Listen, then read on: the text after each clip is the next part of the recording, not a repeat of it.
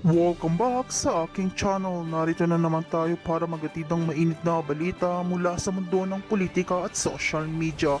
Inirekomenda ngayon sa Kamara ang pagsasagawa ng paghihiwalay ng malalim investigasyon upang matukoy kung may katotohanan ng mga aligasyon na nag-uugnay din kay House Senior Deputy Majority Leader Sandro Marcos sa kumakalat na peking video na paggamit ng illegal na droga o tinagod ang pulveron video. Kasunod ito ng mga naunang pagdinig sa House String Committee kung saan binubusisi ang pinagmula ng manipuladong material na unang pinukol sa kanyang ama na si Pangulong Ferdinand Marcos Jr. Nais nilang mambabatas at tuluyang linisin ang pangalan ng pamilya at panagutin ang mga individual na gumagamit ng teknolohiya para sa politikal na destabilasyon. Mariing itinanggi ng kampo ng Batang Solo na manaturang akusasyon at binigyang diin na bahagi lamang ito ng maruming taktika ng oposisyon upang wasakin ang kredibilidad ng mga leader ng bansa.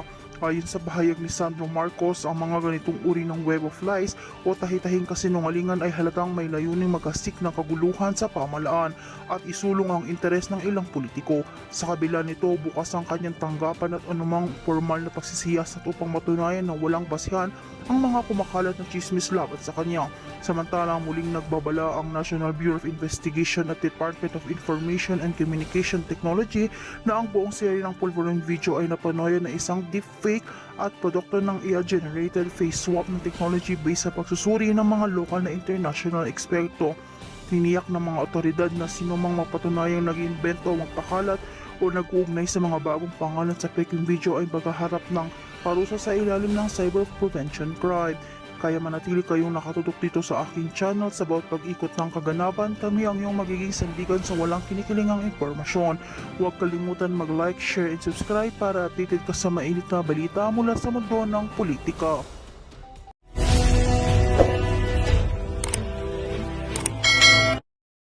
Every institution of government. Appoint. And the council will vet. Kung yon, kung ganon. I don't know. Pwede kasi, I'm just analyzing how things may unfold. Tumayo. Well, anyway, kasi yung peg nitong si Madam Inday, 2028. So 2028, ano mangyari? 2026, 2028. Linisin. Ayusin buong Pilipinas. I-full coverage natin yung health natin. I-zero balance, i-zero billing natin para masaya tayo. Putang na, lintik na yan. 5 to 6 trillion tayo every year. Kawawa Pilipino. Might as well, yung 500 billion, lagay natin sa, sa health. Para zero billing tayo na. Masaya Pilipino. Unahin natin yung mga, pwede naman i-face in natin yan eh. Una yung mga gumigiba ng pamilya. Gumigiba. Cancer. Yung mga ganun ba? Dialysis. Heart. Yung mga ganun ba? Mga congenital diseases, yung putang, yung makita mo, walang paa, no? Naknaputya, oh. Kawawa, bata, lalaki, Sus Mariosep. Yung may sakit sa puso, may leukemia. Yun yung mga gumigiba ng pamilya, eh. Pero kung sasagutin natin yan, nababawasan natin yung mga Pilipino umiyak. Think about it, mga politiko, no?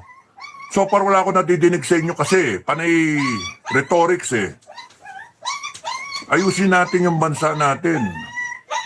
Ang gusto natin, ang bawat Pilipino naman gusto mayaman siya eh. O, anong gagawin natin sa kuryente, tubig, internet? Anong gagawin natin sa AFP, PNP, modernization? Anong gagawin natin sa Gera China? Anong gagawin natin dyan sa WPS? Joint exploration na lang. No? Press to all, enemy to none. Let's declare it. Anyway, the Americans are convinced that they don't need the bases if they are friends with China. So yun yung ano. Hindi ako mainit ang ulo. Ano lang ako. Passionate. Maingay yung tuta eh. So pwede siguro if kunyari tumayo yung 13. 13. O yung ilan na lang silang senators, no? Na komposo mo. Okay lang sa akin. If Council of Elders sila, natin, initial, no?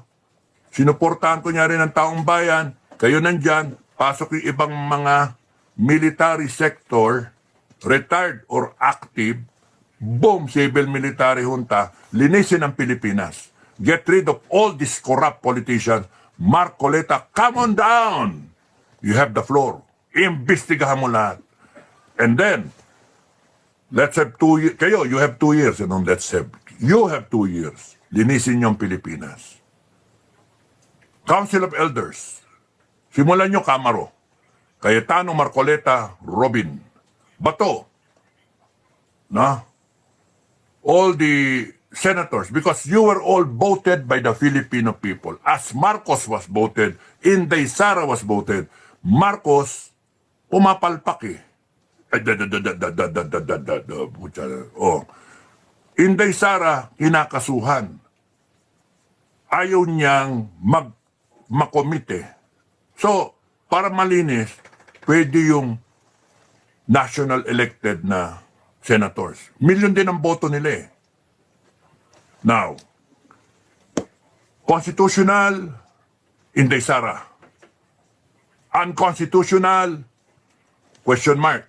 Kasi nandun kunyari si Cayetano, if he remains a Senate President, he's still the constitutional ek-ek. But pag kunyari nagbago and then is win Gatchalian with the new majority, because Joel, humudas, kunyari pumunta doon sa kabila, patay kang bata ka. Hindi na si Cayetano ang number 3, man. It's going to be Win Gatchalian. Madali yun.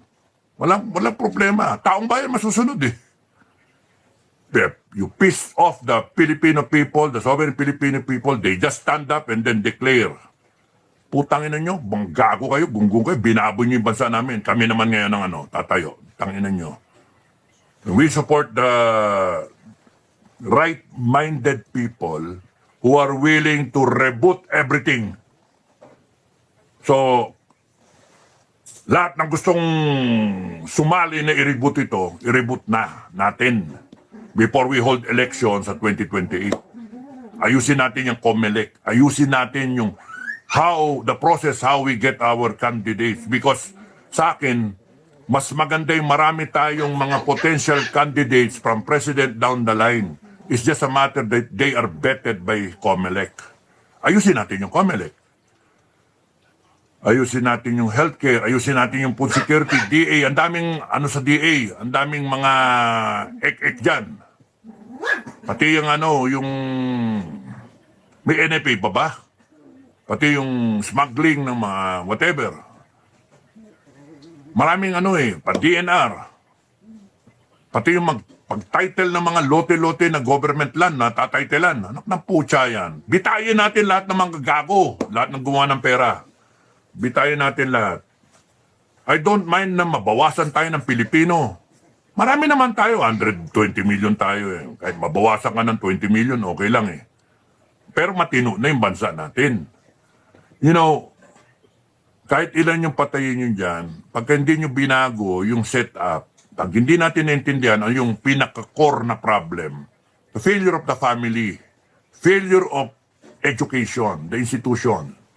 Kasi lumalaki yung bata na walang values eh. And then yung failure sa workplace. Yung tatlo na yon, a good 40 years ng tao, enough to mold him to become a corrupt politician one day if they decide to become a politician. A corrupt manager one day if they join the corporate, or a corrupt military man or policeman. They were formed by a culture that is maline. Hindi mo masisi kasi yan yung binigay sa atin. Kastila, 377 years. Hapon, ay, langaw na oh. Nilalangaw na ako. 377 years Kastila, 50 years Kano, 5 years Hapon, 80 years kapwa Pilipino from 1946 to 2026, 80 years. So you're talking of 500, how many years? 1521. 500 plus years. Wala akong bola ko na. Kuntingan natin kung ilang taon yan na. Compute natin. Ilan yun? 2026. Nang simula ng 1521.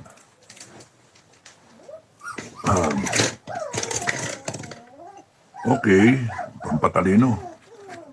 505. 505 years. Imagine that. How many generations? Kung 50 years ang isang generation, you're talking of 10 generations. That's why we have it. That's why we are a sick man of Asia now. That's why we have this Bendalo, we have these drugs, we have this putang CPP, NP, NDF, we have all this stupid nonsense going and still going and gone, ganon. Because yan yung kultura natin eh. We were better off without the Kastila, without the Westerners. We were doing well with Balagtas Code and Kalanchaw Code. We're doing well with our sultanates and our mga kingdoms, no? Nila Soliman. And where are we right now? We are in a Philippine government, democracy, pero corrupt government. And pagka hindi natin nire-reboot ito, walang mangyayari sa mga apo natin. Wala. Kaya nga, kawawa tayo. So, ang aking panawagan sa inyo mga kababayan, cultivate that fire. Protect that fire, that spirit in you. May humangin, may humahangin, protect it more. The spirit. Meron ka madinig na bumulong, binabawasan yung init, tinanggalan ka ng panggatong, mainit na nga yung sabaw eh. Pinatay pa yung kalan. Hindi mo pa ikupin yung sabaw, maghintay ka 2 taon. Let it pasok, labas. What is important is kayo, yung spirit ninyo. The fire of patriotism keeps on burning. Pare-pares tayo ng gusto, mga kababayan.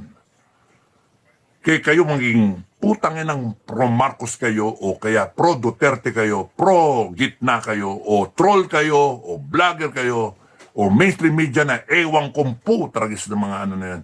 Pare-pares tayo ng bansa, iisa lang ang bansa natin. We better understand what's really happening and we do something about it. Not be part of the problem. People like me will come and go. But the country will move on. New Filipinos will come. And ang pangit doon, sasabihin ng mga bagong Pilipino after 505 years in the making before the Spaniards came. From 1521 to now, 2026. 505 years. Sasabihin ng mga future generation, putang ina yung mga generation ninyo. Wala kayong ginawa. You could have done something. Kaya kayo mga Pilipino na nadidinig nyo ko, like, share, subscribe. Like, share. Make kwento about it. Yung sinasabi ko for the last, how many minutes? 1 hour. 1 hour, 30 minutes. I'm trying to hammer kahit anong kampo. Let us unite as a country. Huwag kayo nagpapaniwala na dyan sa bangag. Wala nang moral ascendancy. Ninakawan tayo ng pera, siya pumirma ng GAA. He could have stopped it. Sinabi niya, in-announce niya, nandiyan yung flood control. Ba't ka magsosona sasabihin nandiyan, 5,500 flood control, ilang bilyon yung ginastos? Palakpakan. Nabagyo, napak-check ng langit. Nandiyan naman yung flood control, na-overcome lang. Imagine na, yung statement, nandiyan naman yung flood control. Alam nilang wala eh. Pero yung defensive yung salita, nandiyan naman yung flood control. Hindi nyo dapat sabihin yun eh. Kung i-analyze nyo. Guilty eh. Nandiyan naman yung flood control. Na-overwhelm lang. Wow, lalo palang magandang negosyo to. Pucha, sabihin lang natin na-overwhelm. Natangay eh. Wala. Kaya pwede palang ganun lagi ng ganun. Continuous na stream of income to. Huwag mong lagyan ng bakal, matangay. O panibagong flood control. Lintik na mga maggago. Tapos ngayon inimbestigahan, butata silang lahat. Ayun, tinatago. May nagsalitang delivery boy. Ngayon na sinasabi niyo, mga walang kwentang sundalo yan. Hindi namin yan, dinidisown namin yung mga Marines na yan. Lintek na yan. And I am surprised to hear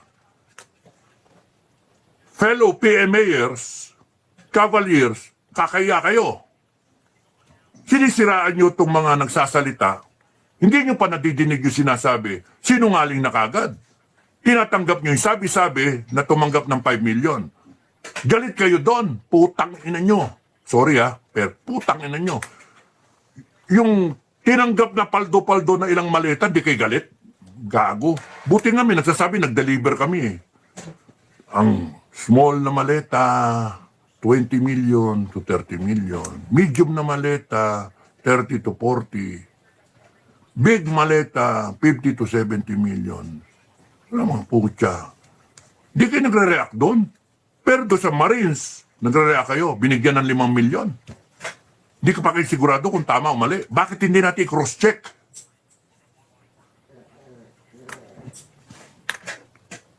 Sino nagsabi na nagbigay? Si Matibag. Oh, niniwala kayo kay Matibag.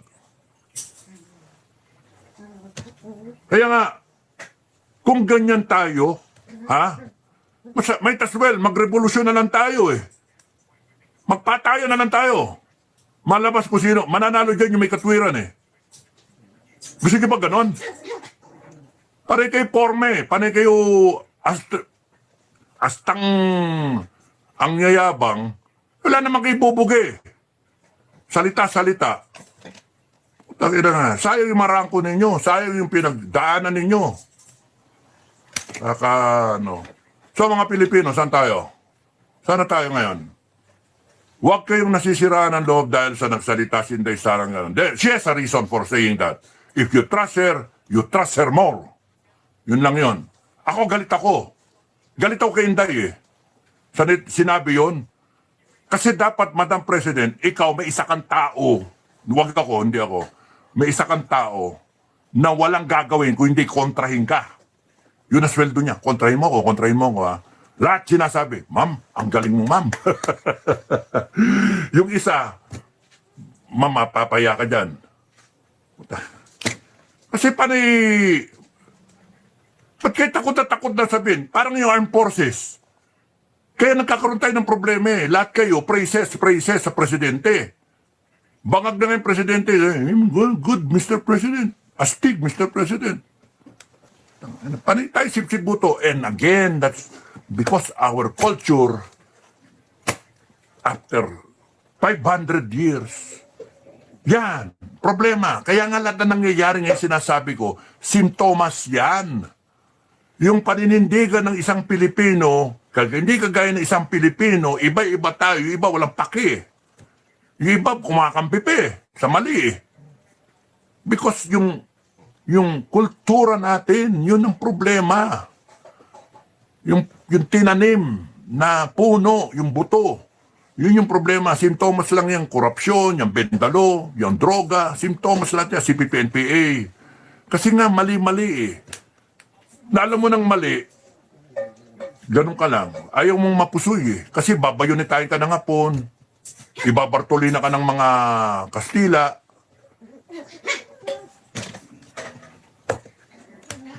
O kaya ng Amerikano.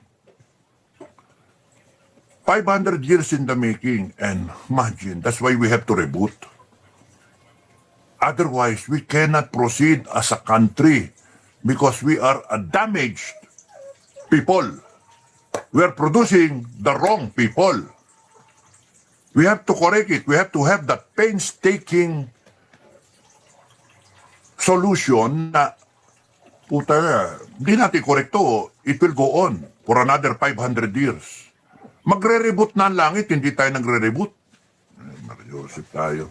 That's why, mga kababayan, ang ano dyan, we have to do something about it. We have to swallow, mali talaga, accept that something's wrong. And if you are going to have wisdom,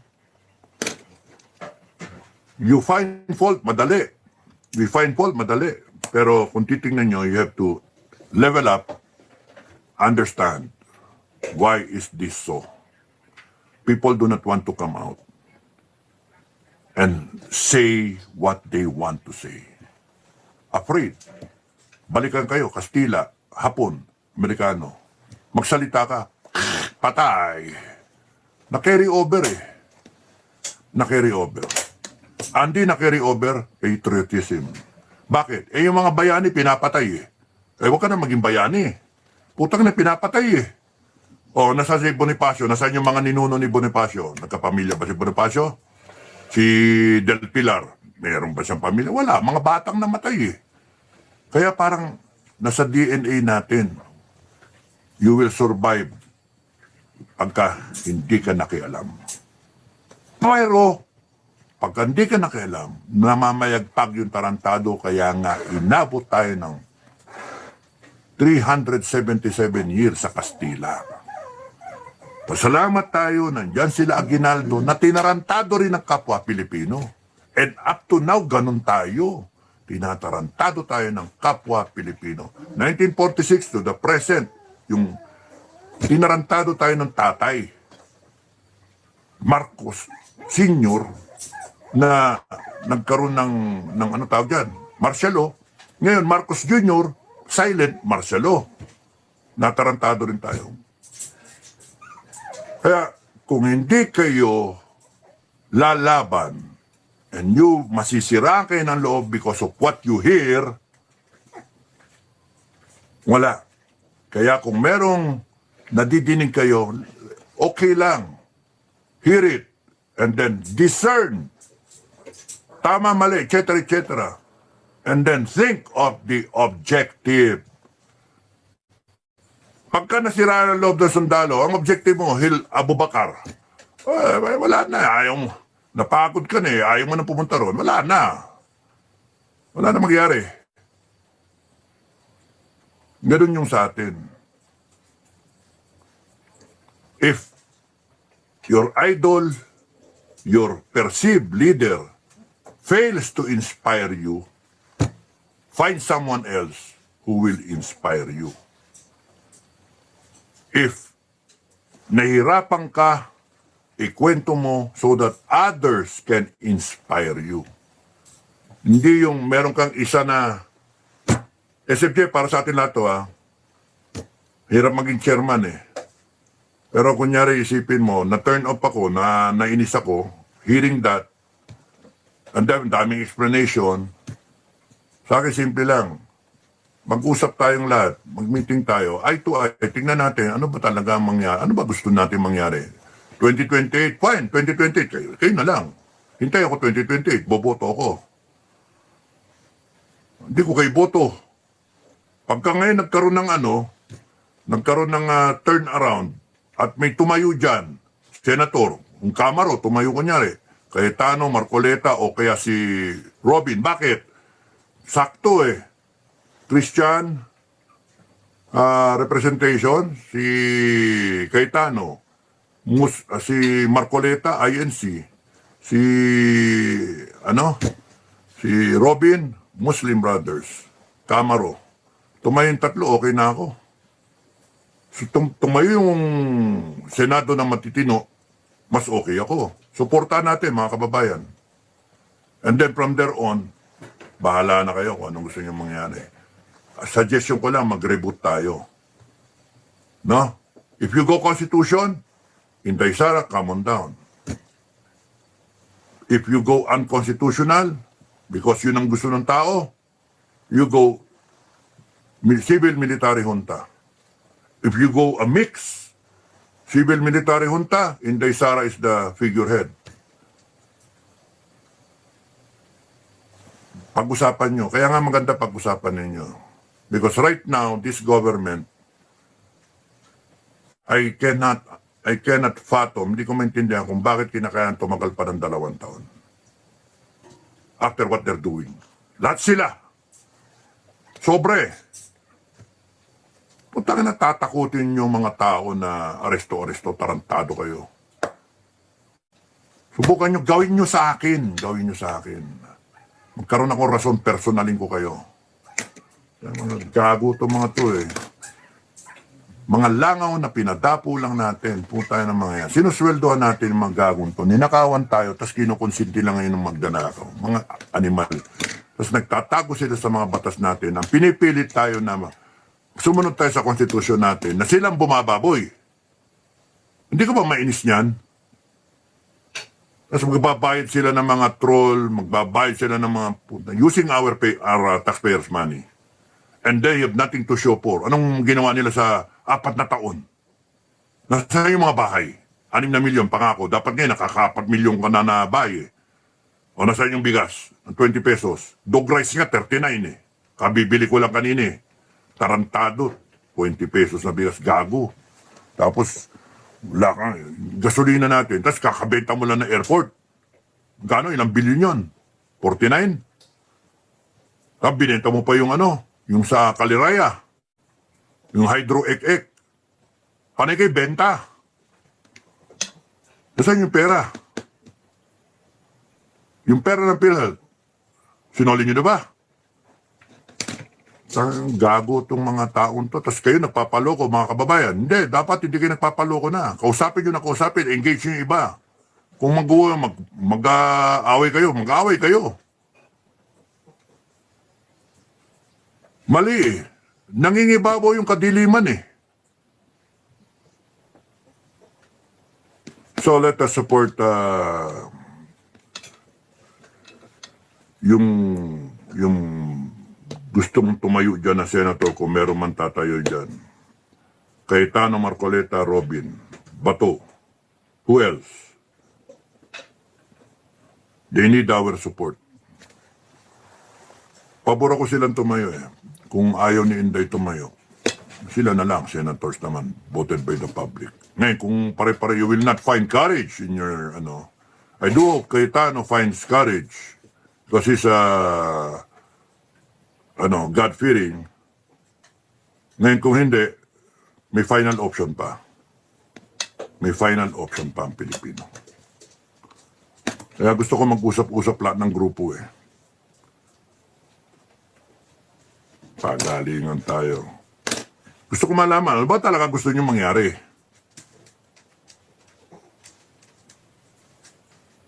Suggestion ko kay Madam President, kay Madam Inday, you have 32 million. Ako nga, kung meron lang ako, kung congressman nga lang ako, tatayo, kita nyo mga bata natin congressman, sila Lebiste tsaka si Barsaga. Ilan lang ang mga boto nila, oh. Wala nga milyon. Wala nga 300,000. Sipin nyo, tumatayo sila, oh. Yung iba nga dyan wala nga posisyon pero kilala sila, kinakapitalize nila yung kanilang pagkakilala sa kanila.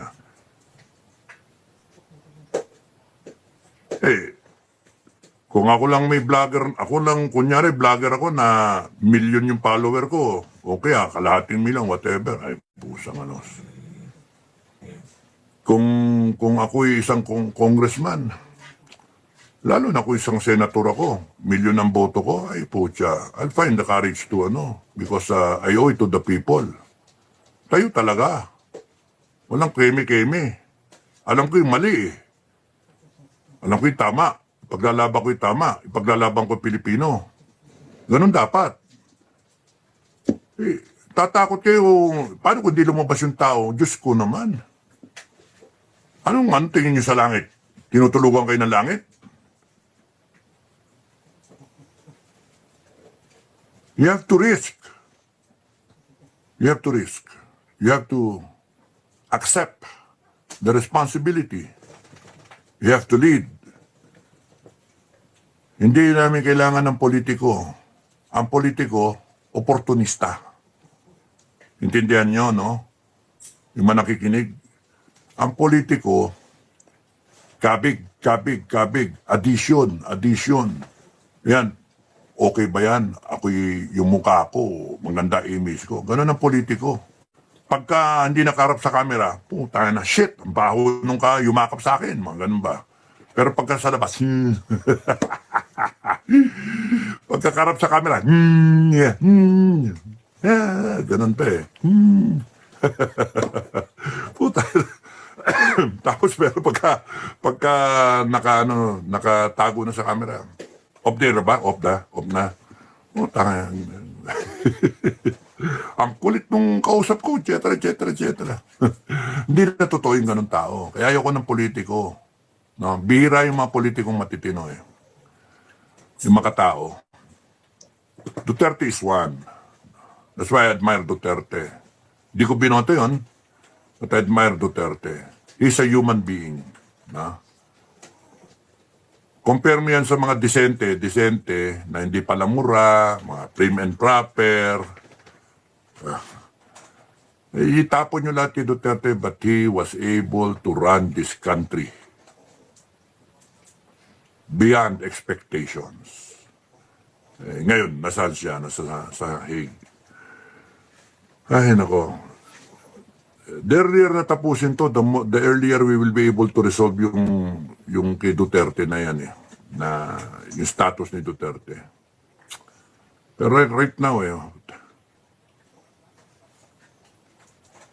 yun nga Fernando po syndrome tsaka Fernando po complex tsaka teleserye syndrome. Abangan na susunod na kabanata, pabugbog muna ng pabugbog at tsaka lilitaw yung bida.